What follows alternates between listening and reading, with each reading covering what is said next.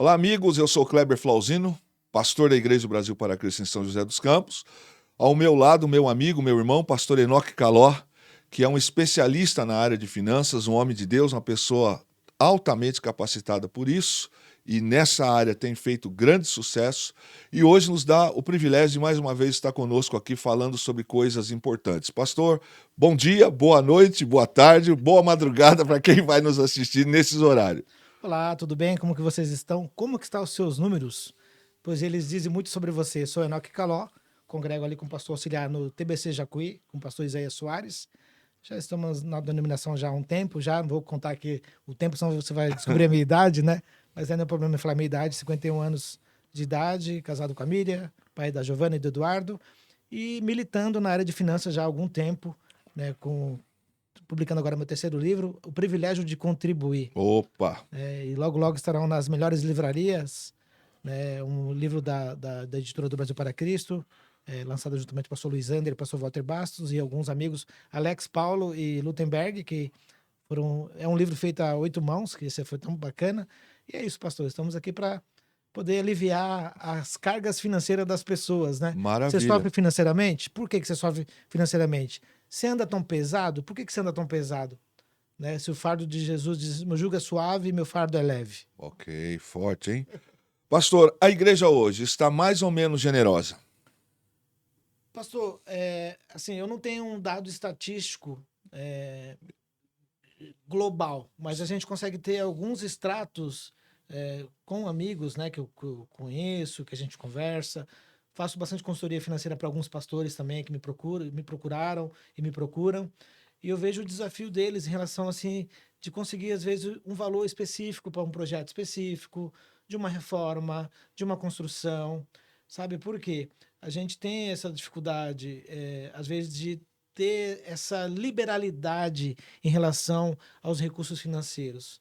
Né? E isso é tão ruim, por quê? Porque uma coisa que eu sou dizimista, sou ofertante, contribuo sim com os projetos da minha igreja local, e eu acho desconexo eu frequentar um ambiente e eu não poder abençoá-lo financeiramente. Ok. Para mim não faz sentido. Para mim é como se fosse um abuso, sabe? Imagina que eu congrego lá em São José dos Campos, sabe? Sou um membro da sua igreja, estou ali há 5, há 10, há 15, há 20 anos, e eu não consigo abençoar essa igreja financeiramente. Para mim é desconexo, como se fosse eu estou abusando. Na minha cabeça, isso é um abuso. Tá? Também tem os abusos do lado de lá também, Sim, que a sim, gente conhece também, né? De bastante. pessoas que não são sérias, que levanta recursos para desviam recursos, levanta para Sim, outras finalidades que não é propriamente da coletividade. E há uma bênção, pastor, no trabalho em cooperação. ok. A gente vai olhar isso lá no texto de Reis, quando alguém fala assim pro Eliseu: eu vejo que a casa de profeta, ou a escola de profeta, está pequena, não cabe mais todo mundo. O que fazer? Aí a própria pessoa que identificou a causa, ela também traz a solução. Isso é Oh, fantástico. ótimo. Como quando um dos seus líderes, sabe, ou alguém da liderança, ou alguém da comunidade, ou mesmo o irmão ali, Sim. membro, né, que está há 10, 15, 20 anos, identifica um problema e ele não te manda foto do problema, né? Mas ele traz a solução. Gente, isso é Oh, fantástico. oh, Eu hoje com 30 colaboradores, gente, como eu sofro às vezes, né? Mas também às vezes eu me alegro, porque tem gente que é fora da curva. Ele sim, vai falar contigo, ele já traz o problema, fala assim, ó, mas ó, eu tenho a solução. Uau, ótimo. uau, gente, isso é fantástico. Pastor, então vamos lá. Defina para mim uma pessoa generosa. O que é uma pessoa generosa? Pastor, a generosidade é um dom. É um dom? É um dom. Está lá em Romanos capítulo 8. Ok. Quem tem o dom da generosidade de contribuir, ó, quem tem o dom de contribuir, dê com generosidade. Aí eu volto a pergunta para o senhor: você tem quanto tempo de pastoreio? 29 anos, vou fazer agora 6 de outubro. Quantas vezes em 29 anos alguém te procurou para você orar junto com ela para ela receber o dom de contribuir? Nenhuma. Nenhuma, nenhuma, nenhuma. Em 29 anos, nenhuma vez. Que aí são os dons que tá lá, que são os dons de Romanos 12, são os dons dos serviços, né? Sim, E tem outros dons, é óbvio, mas olha que interessante, gente. E quem tem a generosidade já intrínseca como recebido do Senhor, tá? Você vai ver muito isso nos judeus. É muito incrível. bem É muito tocado. incrível. Bem tocado. É muito incrível. É que a gente tem uma tarefa pela frente aí, de acordo com a nossa concepção cultural, do nosso extrato político, das nossas demandas, dos jeitinhos brasileiros que a gente Hum, tem. Eu acho que Deus ainda tem algumas coisas a tratar em nosso coração. E isso nos impede, pastor, de ter uma liberalidade, de ter um espírito de generosidade, ou de ter o dom do contribuir.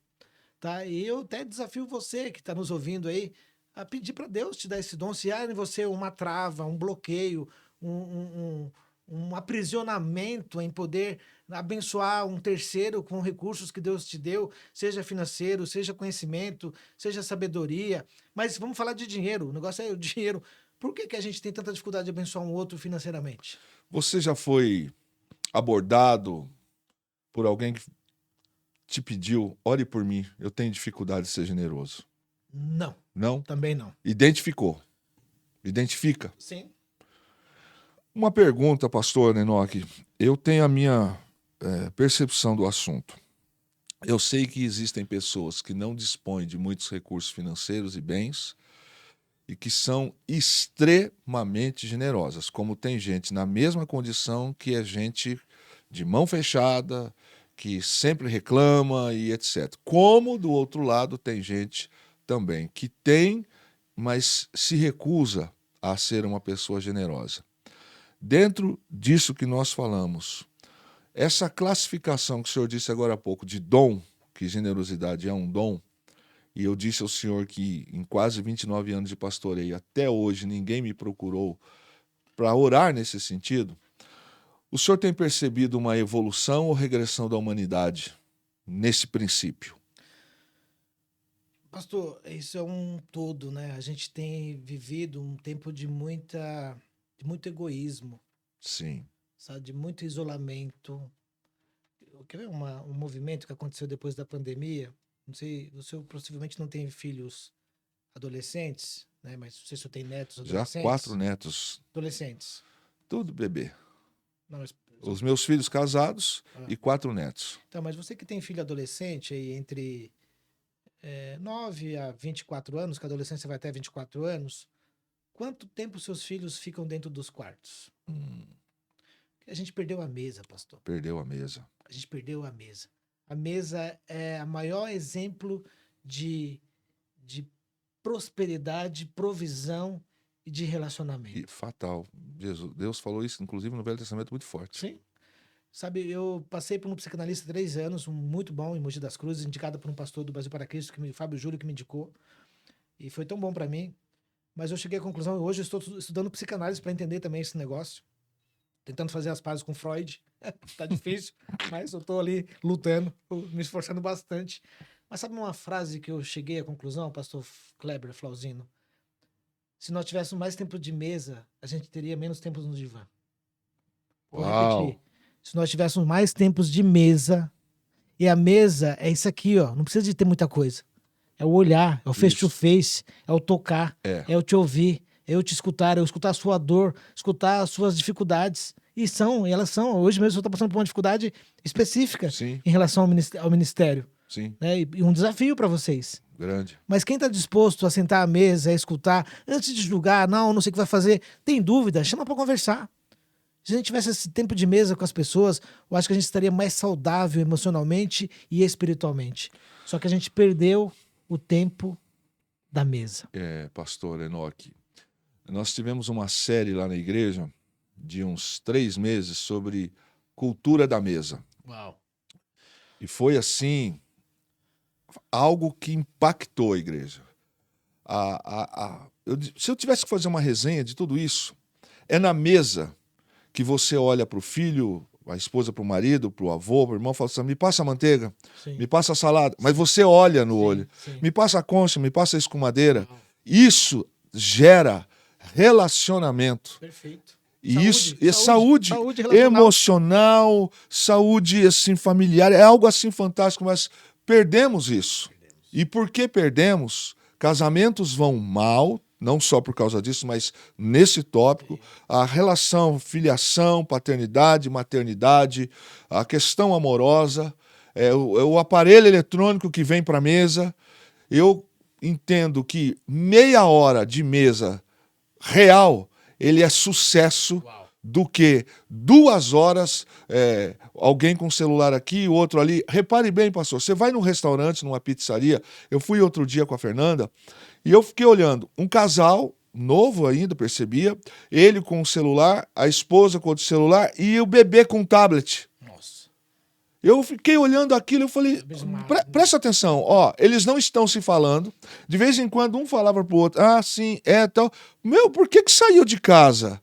E o pior de tudo, que para mim isso é o pior, a criança pegando esse exemplo, vivendo essa atmosfera e já sendo ministrada a ela. Um padrão. É essa questão. Então, assim, é algo que a cultura da mesa precisa voltar. Pastor, a gente teve agora sábado uma apresentação do Dia dos Pais. Eu fiquei lá só observando. E agora com esse negócio da psicanálise, parece que aumentou ainda mais o meu nível de observação. Teve um pai que ele não olhou a apresentação. Ele ficou o tempo inteiro no celular. Dá licença. E aí, isso é tão terrível, gente. Porque você entende que o problema não é só o dinheiro? Acho que ele é mais profundo. Sim. Sabe, ele é mais profundo, pastor. E se a gente resgatar isso, que maravilha esse trabalho que vocês fizeram lá, né? De mesa posta, sabe? De tempo de mesa, deixa o celular no sofá, deixa longe, deixa distante, mais distante possível, sabe? Vamos nos olhar, vamos nos ouvir, vamos escutar, na verdade, né? Porque, ou melhor, escutar não, vamos ouvir. Que outro dia vi uma mulher falando assim, ó, a gente vê as finanças, mas não enxerga as finanças. Então a gente vê as pessoas, mas não enxerga as pessoas. Sim. E a mesa é o enxergar, não é o ver. Uhum. Sabe? A gente vê celular, mas pessoas a gente precisa enxergar. Ou precisa não ouvir. Ou melhor, não precisa escutar. Exato. Que é diferente. Exato. É muito mais profundo. Exato. Tá? E parabéns por isso, porque é o que nós precisamos aí, resgatar esse tempo de mesa. E a mesa, é o que o Senhor falou pra gente. Pão nosso, de cada dia, nos deu hoje, nos deu ontem e nos dará amanhã. Esse é aí, voltando a essa questão da referência paterna que a gente tem do próprio Deus. Deus é um Deus que provê. Ok. Deus é um Deus de cuidado. E isso é muito sério, pastor, porque eu venho de uma família, nos tempos ótimos, em que nós não tínhamos energia elétrica, era no querosene que comprava de pouquinho na caneca no bar, né, marcava na caderneta. Era um tempo em que nós não tínhamos micro-ondas, geladeira, não tínhamos porque nem tinha, e se tivesse não teríamos condições. Mas na mesa tinha mesa. Uau. Era assim, meu pai, por exemplo, ele foi policial militar e teve um tempo que ele trabalhou, chegava em casa muito tarde, de madrugada nas operações. E quando era aniversário dos filhos, ele não podia estar, porque a gente estava na escola de manhã, e ele trabalhava em 2, 3 empregos. Ele chegava, o horário que fosse, 2 da manhã, 3 da manhã, ele trazia um bolo. Uau. A gente ficava perguntando aonde o pai arrumou esse bolo.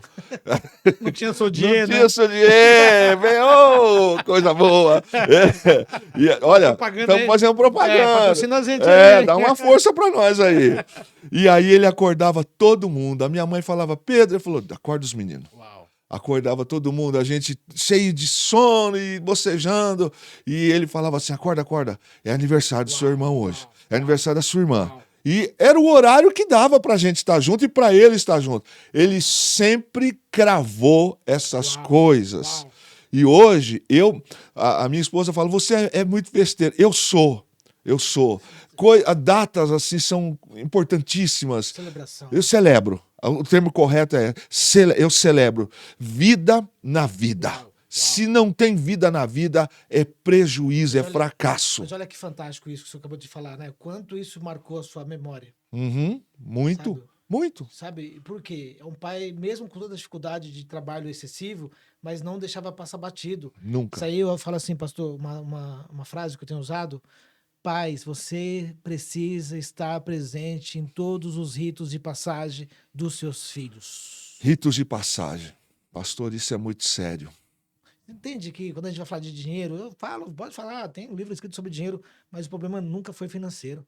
Uhum. A finança, na verdade, para mim, as finanças é a ponta do iceberg. Exato. O problema é mais profundo. Se você conversa com endividado, eu não tenho problema com endividado, eu quero conversar. Sim. Porque eu não vou te julgar, você é um vagabundo, você é um endividado, você é um cara irresponsável. Tem uma causa, tem um porquê. Agora, se eu dando o exemplo do seu pai, quando seu pai fazia questão de acordar vocês de madrugada, gente, isso gerou uma memória afetiva, uma memória de pertencimento, uma memória de um pai que estava preocupado em dar o quê? Proteção, provisão e destino. Olha, E esse é o nosso papel como pai. E a gente precisa trazer de volta. Quando você falou que a igreja está generosa, a gente tem falado até na nossa função de pai, pastor. Exato. E a gente precisa resgatar isso. Nossos líderes precisam trazer formação sobre isso, sabe? Dedicar. Porque a gente está acostumado agora a um momento de reuniões que massageiam o ego das pessoas, que não confrontam as pessoas, que não ensina o seu membro a ser um bom pagador. Provérbios 22:1. Melhor bom nome do que as muitas riquezas. Que você tem um líder caloteiro? Meu Deus. E outra coisa, e a santidade, a espiritualidade está no pagar as suas responsabilidades financeiras também. Isso é espiritualidade. Ou não? Ou a gente vive uma dicotomia cristã. Minha profissão não tem nada a ver com a minha vida cristã, minha vida secular não tem nada a ver com a minha vida ministerial. Não são coisas distintas não, gente. Isso aí, ó, elas são intrínsecas. Uma coisa aponta para a outra. Pastor, isso tá tão forte. O senhor falou um negócio aqui que eu nunca parei para pensar, hein? Só mestre das galáxias pensa assim. Né? Menos. Só o mestrão para dar uma dessa aí. Quer dizer que a questão financeira pode ser a ponta do iceberg. Sim. Na verdade, o problema é se você conversar com quem está endividado, não tem nada a ver com dinheiro, só com dinheiro. É mais profundo. É crença que você carrega do seu pai, que o dinheiro é sujo, que o dinheiro é coisa ruim. Você não pode guardar porque vai trazer uma tragédia. Tem gente que não guarda dinheiro com medo de atrair tragédia. Meu Deus. E aí isso não é... Lucas 14:28 diz assim, ó. Viu um homem, uma mulher que vai construir uma torre, que primeiro não se assenta à mesa. Ó a mesa voltando aqui, ó. Senta à mesa para fazer os cálculos. Para saber se tem como construir, para não passar vergonha e não passar vexame. Olha, pastor Enoque, eu vou precisar mais do que 2 ou 3 ou 10 vezes para a gente se reunir e falar sobre isso. Diga uma coisa para mim. Qual o privilégio de contribuir, mudando um pouquinho? Pastor, melhor é dar do que receber. A palavra no original chama Macarios, que significa gerar em meu cérebro uma satisfação. Ok. Quando eu eu entrego aquilo que era para ser exclusivamente meu, consumido somente por mim, é gerado em mim uma sensação de prazer, de dopamina, de serotonina. O benefício que há no meu corpo e nas minhas emoções, quando eu contribuo, é maior do que aquele que recebe. Beleza? Forte e tremendo. Fechando, pastor. Se o pai é nosso, o pão é nosso? A dívida de quem? Eu fiz de propósito. Eu fiz de propósito. Fala aí pra gente. Você vai ter que ler esse livro aqui, galera. Ó, esse livro aqui, ó. Se o pai é nosso, o pão é nosso. De quem que é a dívida? Minha ou é nossa? Quando que a dívida pode ser nossa? Rapidinho aqui um spoiler pra você. Se você aprendeu a compartilhar o pai, nós temos o mesmo pai. Principalmente o pai eterno. Se nós temos o mesmo tempo de comunhão, o mesmo tempo de mesa. Nós cristãos temos uma coisa que a gente faz todos os meses, que é relembrar ou trazer à memória a mesa, a comunhão, o pão, o cálice. Isso é mesa. E aí eu tenho todo o direito de compartilhar a dívida, seja ela financeira, ou sejam elas financeiras ou emocionais, ou até outro tipo de dívida. Vamos voltar nesse tema? Vamos sim. Daqui uns dias. Perfeito. Pastor Enoque, suas considerações, a gente vai voltar. Muito obrigado pela sua presença e com certeza nós vamos ter aí um final de ano bem ativo nessas nossas conversas. Gente, obrigado, pastor Cláudio, pela confiança, por esse tempo de mesa. A mesa, ela é curadora. Então, obrigado pela confiança, obrigado pela amizade. Né? A gente ali está distante alguns quilômetros, mas distante só geograficamente. Exato. Isso é muito bacana. E você que nos ouviu, invista, adquira, ajude também, seja um contribuinte dos projetos da comunidade cristã que você serve, sabe? Seja generoso. Deus é o dono de todas as coisas. Eu nunca vi um justo mendigar um pão. Davi fala essa frase e eu quero repetir. Davi fala assim: fui novo, hoje sou velho, nunca vi um justo mendigar um pão. Então, por quê? Dentro dessa questão da liberalidade, é uma questão de justiça, é uma questão de um atributo de justiça que nós carregamos do nosso próprio Deus. Enoque Caló nas redes sociais. É só Enoque Caló. Enoque Caló. Só isso. Maravilha. Meus queridos, eu sou Kleber Flauzino, pastor Ian da Igreja Brasil para Cristo em São José dos Campos. Você me acha no Instagram, @PRKleberFlauzino, no YouTube PR Kleber Flauzino Oficial, no TikTok PR Kleber Flauzino. Beijo no seu coração, juntos até a eternidade. Deus te abençoe.